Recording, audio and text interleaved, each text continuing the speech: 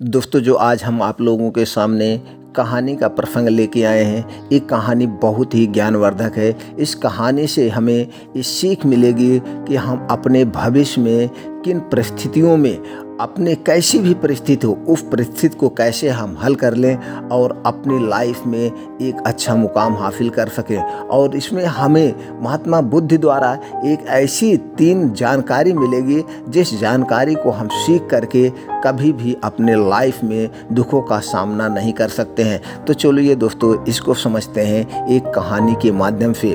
रोहन नाम का एक बालक था। वह पढ़ने में बहुत ही आगे था, बहुत होनहार था। वह अपने छोटी सी क्लास यानी मिडिल क्लास से लेकर के ग्रेजुएशन क्लास तक सबसे क्लास का प्रिय व्यक्ति था। सब बच्चे उससे बहुत प्रेम करते थे। वह हमेशा क्लास में फर्स्ट आता था, हमेशा हंसता रहता था। उसके दिमाग में कभी भी टेंशन नाम की कोई चीज़ नहीं रहती थी। एक पल भी उसके चेहरे पे मुरझाहट नहीं रहती थी, हमेशा मुस्कुराता रहता था। इसी मुस्कुराहट की वजह से अगर किसी और को क्लास में बच्चे के अंदर जरा से भी चेहरे पे टेंशन होती थी, उसको देख करके वो लोग खुश हो जाते थे। टीचर, स्टाफ, जितने भी वहाँ स्कूल के स्टाफ थे, सब लोग उसके गुणगान गाते थे। उसके गुणगान गाने से कभी कोई थकता नहीं था। इतना हंसमुख बालक, और हमेशा अगर आप उसको डांट भी देते तो भी वो कभी भी गुस्सा नहीं करता था। उसका एक ही मकसद था, हंसते हुए अपने सारे लक्ष्य को पूरा करो। वो हंसते हुए हर एक क्लास में टॉप आता था।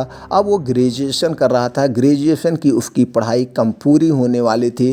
तभी क्लास में जो है, स्कूल में दोस्तों कैंपस होता है, सिलेक्शन कैंपस लगता है और उस कैंपस सिलेक्शन में हो जाता है।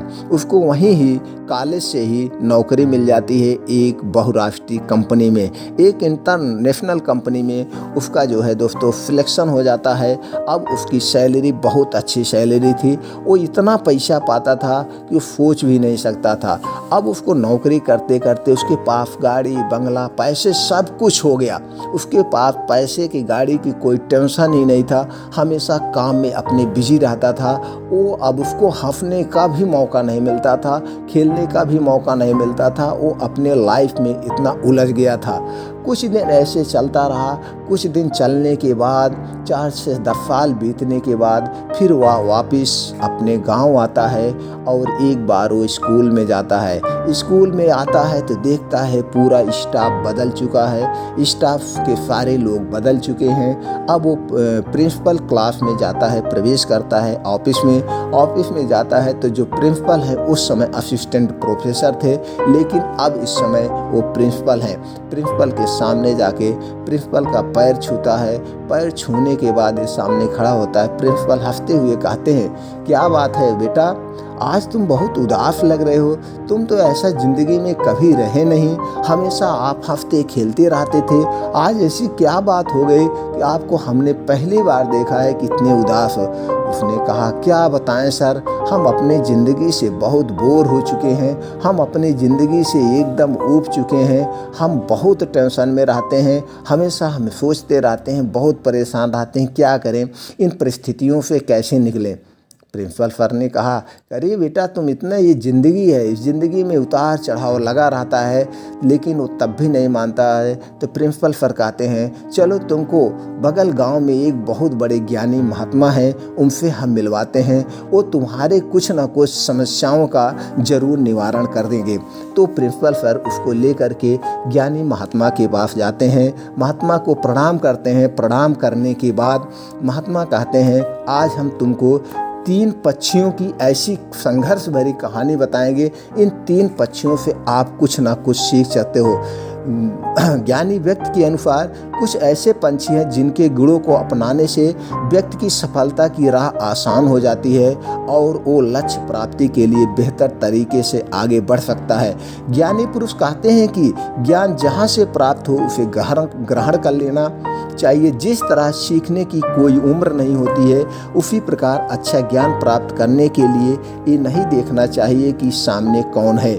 ज्ञानी पुरुष कहते हैं कि इस संसार में हर जीव कई गुणों से भरपूर है, बुद्ध के अनुसार कुछ ऐसे पंछी हैं जिनके गुणों को अपनाने से व्यक्ति की सफलता की राह आसान हो जाती है और वो लक्ष्य प्राप्ति के लिए बेहतर तरीके से आगे बढ़ सकता है। महात्मा कहते हैं वो पंछी है जिनके गुण कामयाबी के रास्ता दिखाते हैं। सबसे पहला पंछी जो है बकुला है।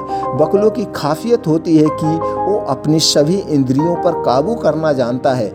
बुद्ध कहते हैं कि संयम व्यक्ति की सफलता की पहली सीढ़ी होती है। जो व्यक्ति अपनी इंद्रियों पर काबू नहीं कर पाता है उसका मन सदा अशांत रहता है और वो लक्ष्य से भटक जाता है। बकुले की तरह व्यक्ति को देश काल और अपनी ताकत यानी क्षमता के अनुसार ही कार्य करना चाहिए।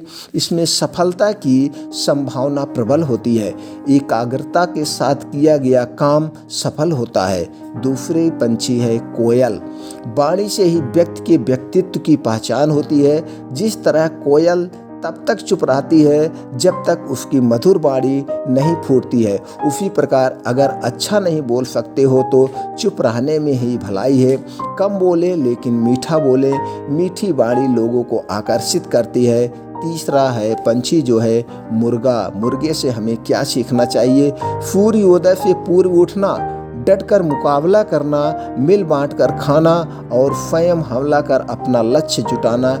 ये 4 महत्वपूर्ण गुण व्यक्ति को मुर्गे से सीखना चाहिए।